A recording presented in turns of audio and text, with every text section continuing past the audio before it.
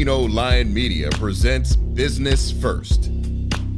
Hi, all. Welcome to a new episode of Business First with Sonia Aline. I am your host. And today we're going to talk about book publishing. I meet a lot of professionals who say that they have books in them and want to write books. And books can be a great tool to advance your business goals. I myself am an author. I'm the author of 2 books, Good is Not Enough and Other Unwritten Rules for Minority Professionals, which I co-wrote with Keith Weish. And my newest book, I Kick Ass at Work, the first strategy journal for career professionals. Both those books have helped me get speaking engagements, sit on panels. All of these things are good for advancing your brand and putting your message out there to broader audiences.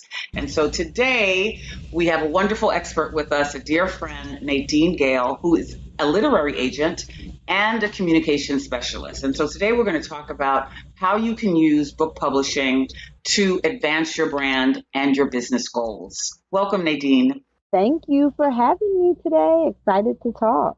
Very good. Very good.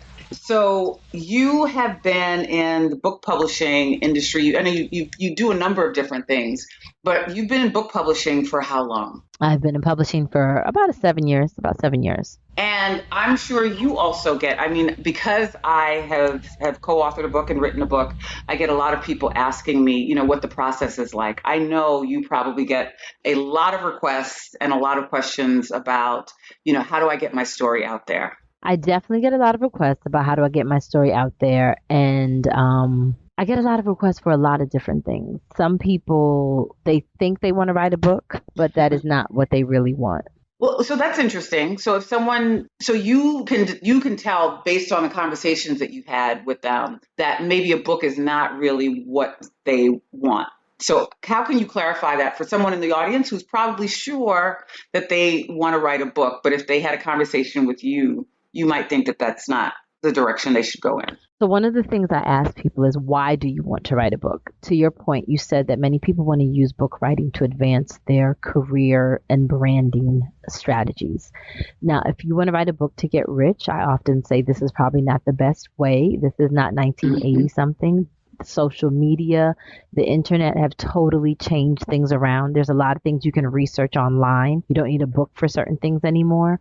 And if people have already written books in that space, you need to quantify why your voice is needed in that space. And that's generally the route for traditional publishing. If you're just going to self-publish your book and you have a good marketing strategy, you may not need to go through a traditional publisher. But those questions have to be asked so we can understand, A, do you really want to write this book? And do you really want to commit to the process of being traditionally published, which sometimes can take a year to a year and a half from the start of the process to hitting a shelf? And, there's different variables. And when people hear that it takes that long, they're like, oh, I'm just going to self-publish. And I'm like, you can self-publish. Understand, but self-publishing means, as you know, you do everything, which is fine too. I think that technology has made things so wide open that people have options. So you said you ask people several questions when they tell you they have a book. And so the first is why? What are some of the other questions that you may ask? Do you consider yourself an expert on this topic? Would others call you an expert on this topic? I'll ask, why should I listen to you? What do you have to say? There's so much noise out here. What do you have to say that's going to add to the conversation? Are you committed to spending a year and a half on this topic? In short, you can spend even longer on this particular topic. Some people want to write. What I do get out of people, I elicit that some of them just want to write a long form article. They don't necessarily want to commit to a 60 to 100 and something page book on a topic. You know what I mean? So there's different things that come out when you ask people why you want to write this book. Who is your audience for this book? Who do you see reading this book? There's authors who are one-up authors. They only want to write one book. Some people want to continue to write different things. Some people want to write for websites. They don't necessarily want to do a book that they're attached to for so long. So there's different reasons.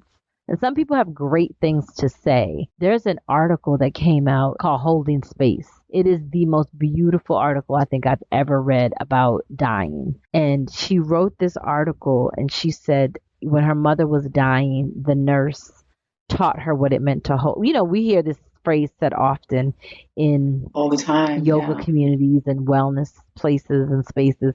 Oh, I hold space for somebody. And she really dove in and said that, I forget what she called it, but there's a space between an event that happens and the next Mhm. step that you take, and that's what she calls holding space. And when her mother passed, the nurse was like, she was like, you get frantic, what do I need to do? The nurse was like, you don't need to do anything. She said, take a moment. You can go say goodbye to your mom. You can sit with her.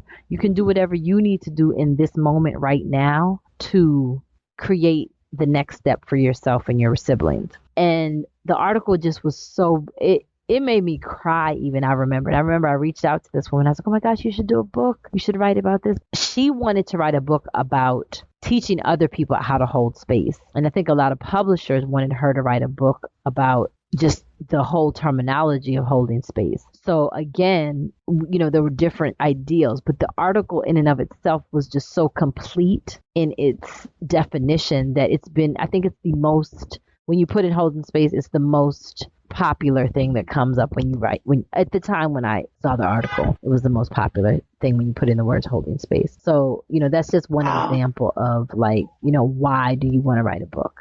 I wanted her to write a book for one reason, as did the other editors, and she wanted to write a book to encourage other people to teach them how to hold space. So, it's just a beautiful concept, though. So you also bring up another interesting point too, just the dynamic of what an author may want, what an editor may be looking for, and what a publisher is looking for. And so that happens a lot if you talk about going the traditional route, that an author can feel, or an aspiring author can feel like, this is what I want to talk about. And then if they get accepted into the process, the publisher and or the editors may feel differently. And can you talk about that dynamic and how that can change the book? And sometimes for the better. Sometimes authors are very rigid and they don't want to veer away from what they believe their premise and their subject matter should be. So you bring up an interesting point as well in terms of what can happen when an author has an idea and when they bring it to a publisher. And sometimes a publisher can have a very different idea from what an aspiring author wants to create. And so can you talk about the pros and the cons of that? Because, sometimes authors can be very, and I'll use the term rigid in terms of, or just very clear, like this is what I want to write about. But sometimes there's this dynamic that happens where there's conversation and there's exchange, and you can come up with a different product, which sometimes can be better. And then sometimes maybe the author just has to walk away. Okay. So I think that when an author oftentimes comes to the table with an idea of what they think people want to know, and oftentimes when you do a nonfiction book and you're going the traditional publishing route, you have to present what's called a proposal. And in that proposal, you have to kind of outline, like I said, who your audience is, your primary, secondary, tertiary audience. You have to outline, why you're doing this book and your competitive titles. Oftentimes I'm sure everyone has heard there's no original ideas anymore. There's no original thought, but there's an original way to state it. We've all heard people say, your word is your bond. You know what I'm saying? That's something that we've all heard. But in the 4 love languages, it says be impeccable with your word. What is the difference with saying your word is your bond and be impeccable with your word? They're the same thing. But the way that he wrote it has lent himself to be able to put it into a book. To your question, oftentimes you may come with an idea of what you think you want to say, but as people in publishing, you're realizing this has been said before. This has been said this way. You can say it this way and, garner more support or garner more viewer or readership if you do this. So oftentimes, you're an expert on something, but we may want you to tap into something else. It's in your wheelhouse, but we want to shift in a different direction. It happens often. I was remembering not so much my relationship with the initial publisher, because my second book went through a number of different changes. But it was interesting, my exchange with the editor, because I had decided that I was going to do a journal, and so I wanted to talk about how to use the journal. And then I just wanted the pages for the journal. And so when I submitted the book, the editor was just like, yeah, this is not going to work. And I remember feeling a little insulted. I was just like, what do you mean it's not going to work? Like, this is it. This is the idea. And for she love said, well, languages, no, take we nothing need personal. Look. take nothing personal, right? And so she was like, no, you have to, we need more of your story. We're going to need some more content. And I was like, content? It's a journal. And I remember being so stuck on like, like this is done. Like, what do you mean? But they weren't going to accept it unless I made the changes. And I'm so glad that I made the changes. If you could talk about the role of working with an editor, whether you self-publish or not, that can sometimes be, that can really stretch you into different places where you didn't think you were going to go. And I'm so grateful for my editor because we did compromise. They wanted a lot more content, but it was the conversation about like what this should be and how we can do it. I'm so glad it wasn't what I presented in what I thought was the final stage. So book publishing is very collaborative. When you're creating your book, to your point, you may be in a silo, like you're like, this is what I want to do, this is how I want to do it. But when you're dealing with people who work in the industry and they're like, okay, this is cool, but this is going to make it great. That's often what happens because you're just, you're creating something and you're wed to it because you see the vision and you see this is what I want to say and I want to say it this way. And the person reading is like, yes, you said something great. But what about if you add this? And what about if you talk about this? Right. And it makes your content so much meatier and so much more viable. And those are the things that happen when you are collaborative and open to collaboration with your baby. We call the books babies. You're birthing a baby in your creation. And so that's what people are like that about their books and their projects. You guys are serious about your artwork now. That's right. And then it becomes becomes about my sensitive child. So you have to,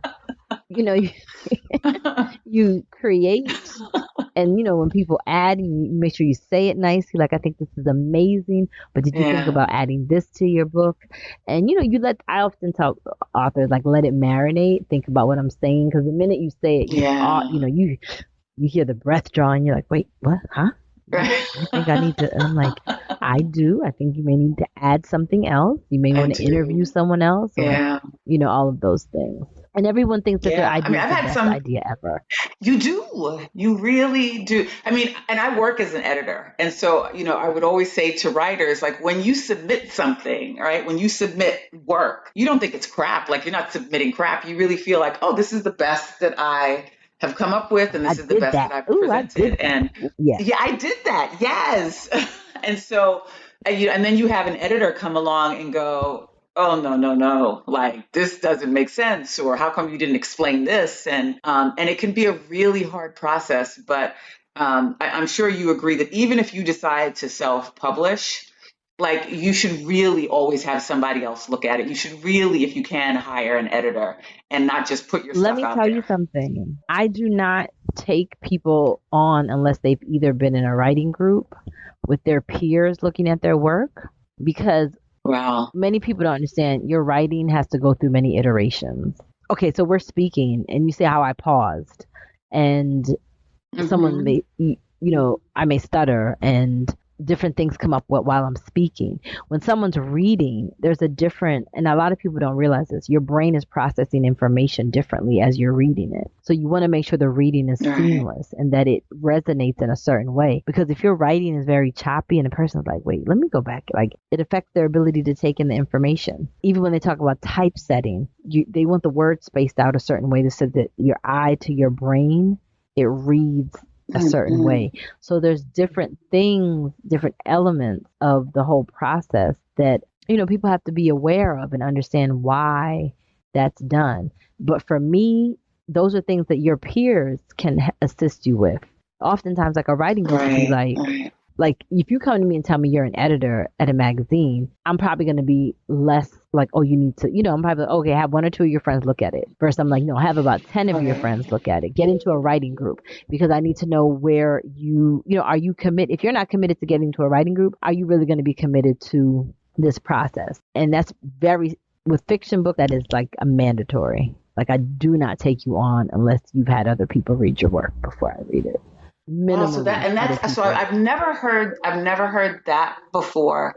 Can you offer where you can find these groups? Are there particular groups that people should be looking at? And I think I because mean, I've there's always written Facebook in my groups. profession.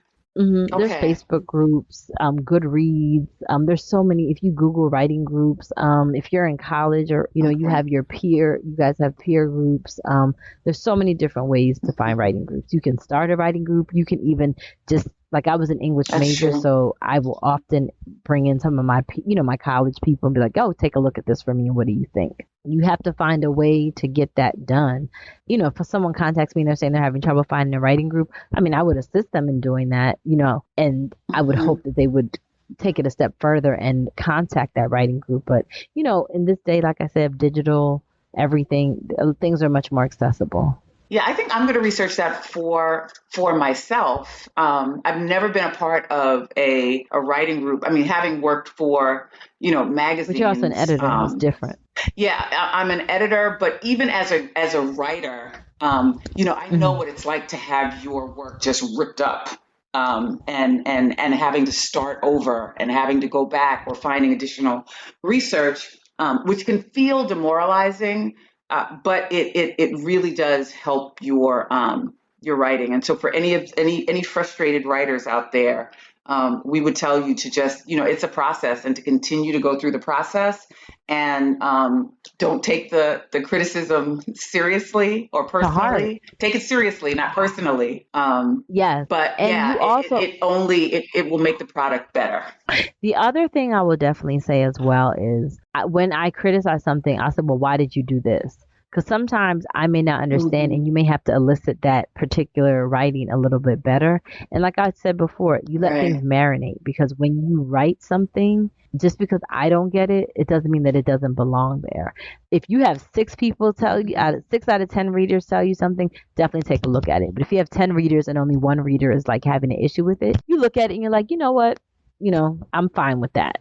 But you definitely, that's why I Yeah. tell people you get a cross section. When you get a cross section of readers, you get a better analysis of what an average reader would think of your book versus if you just have one or two Right. readers who went to school with you, who grew up with you, who live in your neighborhood, who are the same race as you. Like when you do all of those things the same, their perception may be the same. So when you get a cross section of people, which is why I said sometimes a writing group is even better because they may not be your personal friends at times. You guys get a well-rounded view of, the situation.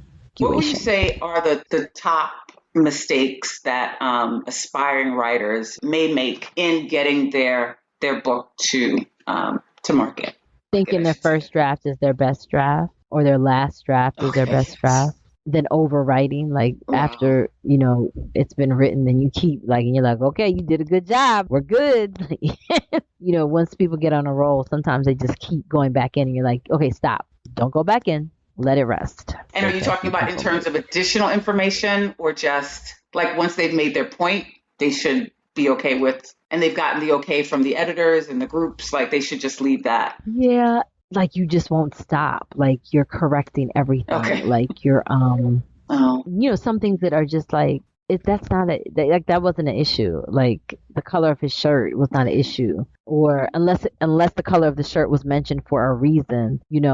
Like little things like that. Also, people who don't want to spend money for their book writing. There is a sacrifice that is mhm. often made when you decide to write a book. Going to conferences, like learning to pitch, like you have to learn the book language and learn some things about book etiquette as well, and sometimes that calls for you to go to a conference or two. I'm not saying to bankrupt yourself doing that either. I want you to be level headed about your approach to this, but there's nothing wrong with paying to go to a conference. There's also nothing wrong with paying an editor. And of course, get different quotes and look at what their work has been. And don't waste your money. Don't waste your money is a big thing. Like people will waste their money on things and then come to an agent. And agents, they're not supposed to charge you before you guys sell the book. That's what the latest rules were. I probably need to check the updated one. Nadine, tell us a little bit about your background and how you got to publishing. And was it a love of books? Because I love the written word. this was I not your love the written first word. Okay. No. So I am an English education major and a mass communications minor. So I went to Clark Atlanta University, and as I said, I majored in English and I minored in mass comm. So I did the news when I was at Clark, and I remember we had a writers conference at Clark Atlanta University, and we had Outkast come for one of our it was a writers workshop. So Outkast came for one, and I remember Tupac Shakur's mother came for one. Feeney Shakur was there, and it was just like the poetry was flowing, and then we had like Outkast was there at one time, and it was just like I really love the written word because it communicates things that you can't sometimes say to someone else in different outlets. So, like I said, I majored in mass comm. So I always battled with like my love of art and my love of being direct and informative. So I then went on to teach for a little while, and then I went to law school. While I was in law school, I still went and took journalism classes because I still I love the law. I didn't love law school. That was a necessary evil. I love information. The information that you get, the saying, you want to hide something from black people, you put in a book. Law school was so much reading, but it was so much information, and it's like so much we don't know. And as we can see right now, what's happening in Texas, them trying to make learning about MLK and Native Americans and teaching about the Ku Klux Klan cannot be taught that it is morally incorrect. They're changing history. And it's important that, these things are documented, in the African American and the black cultures. We definitely have we had griots at time, and that's how we kept our history. But now it's like it's so important that we document these things. And it was what else is funny, like one of my girlfriends from college just put up today that she was reading Zora Neale Hurston's latest book about one of the last slaves that came over. And when you read these things, they transport you to a different time and a different place. Yeah. And I just think like the written word is just so powerful, and it's many lanes and variations and ideations. When you read poetry, how it, they use symbolism and things of that nature to portray information. When you hear a rap song, and I remember I was teaching somewhere and I used Jay-Z's song with Justin Timberlake, I forget the name of it, and he was talking about how addictive fame was. And we broke down like the lyrics to the song, and the kids were like, "Oh wow, I never thought about that." And I just think like the written word is just so it's just powerful to master the written word and to be able to relay information to someone else. When you're doing a news article and you're saying, you're giving a description of what happened, and like for now, the news articles are important now. When I'm going back and reading things from 1918 about what happened with the pandemic of 1918, it was so informative to me. Like the open airness that they had to use in 1918, the open school systems that they were doing court outside to prevent the spread of disease. And I just think like all of those things are just so important. For documentation, for transfer of information, for teaching without necessarily saying, I just think those things are just so important. We are challenged to make things a little bit more dynamic to be able to bring people in. And so it's great that people still want to write. So one of the things that, to have a best-selling book, they want you to have been able to sell 25. I think the number last I know is about 25,000 copies is considered like a great sale of a book. And it seems like that number is super easy, right? Like, I can sell 25,000 books. There's 8 million people alone that live in New York City, so I can get 25,000 of them to buy a book. It is not that easy to get 25,000 people to get right. But a lot of people, when you hear what the numbers are versus how many people are in the world and in the United States, you're like, I can sell 25,000 copies of a book. And I'm like, okay, like, let's get our feet on the ground. But that's not always the way that it happens. So, I mean, you mentioned it earlier. I mean, the technology has made so much more accessible, where you can create, people now can create their own audiences on social media, and their audiences can purchase these books. And so there are a lot more opportunities. And so hopefully, again, people will still be inspired to create. It's like you said, writing is not an easy process, but the rewards when you've completed a product and you get to see it, and even more than that, when people tell you it's impacted, how your book has either impacted their life or inspired them or helped them, then you realize that all of the work was absolutely worth it. writing is not an easy process, and Right. hopefully people will still be inspired to write and create. But when you birth it, as you said before, right? When you finally birth it and you get to see the hard copy and you see what it looks like, and further to that point, when people tell you how much the book has either helped them or inspired them or helped them learn something that they didn't know, then that's when you see that it was all worth it. All the work was worth it. So I think to your point, I my author Marianne Howland, I think I have her book here. This is a pre-advanced copy, Warrior Rising. Yes, Warrior Rising. When she did that book, it was unfortunately she released it at the beginning of the pandemic. So right, I remember her release. Right. So probably next year we're going to really just do a heavy push again, because the book talks about community and how to raise, our children in a communal space. And she realized, she's the mother of a boy, and she realized, she couldn't raise him alone. She brought in 4 mentors, and they helped her raise him from 13 to 18. I bring her book up because we had a different title at one point in time. There were so many different things that happened with the book. And, when it finally came out, though, it was just like, yes, but it was a lot of groundwork to get it to that point. And it was like, we fought over the title, fought the publishing house over the title. A lot of different things to take into consideration. Yeah. Great book. So what's next for Nadine? I mean, you've got a couple of irons in the fire.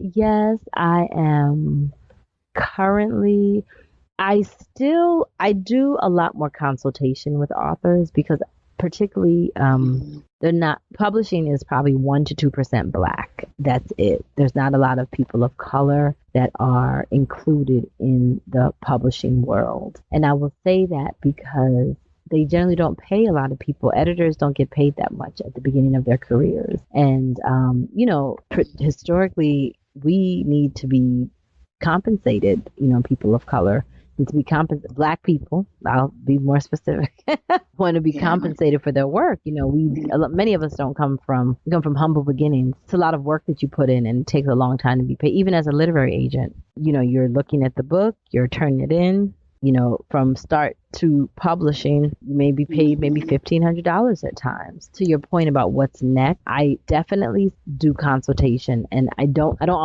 agent those books. I help people really pull their books together. The concept, the idea, do you want to self-publish or do you want to go traditional publishing? And that's the beginning of, how we decide what road we're going to take to move to advance your situation. Right. And so if someone wants to reach out to you for consultation, how should they reach you? Right now, I do prefer if you are referred. At the present moment, I don't just take people, I haven't done any conferences recently. Usually my publishing friends will reach out to me and say, oh, this person wants to talk to you. And I take my clients that way. But if someone, if you use, that's how it's usually been happening for the last, last few years. I would say 90% of the people I meet are through referrals. And I met quite a few people through you. If you do want to reach out to me, it's just my name, nadine.gayle@gmail.com. They can put business first in the subject line? Yes, they need to put this podcast. And that's the way, because I can't necessarily handle the volume of just, when you work in an agency, they have what they call the slush pile, which people do submissions, and someone goes through the slush pile and sees if, this is potentially a good book or whatever. And, wow. But yeah, I don't. Okay. Yeah.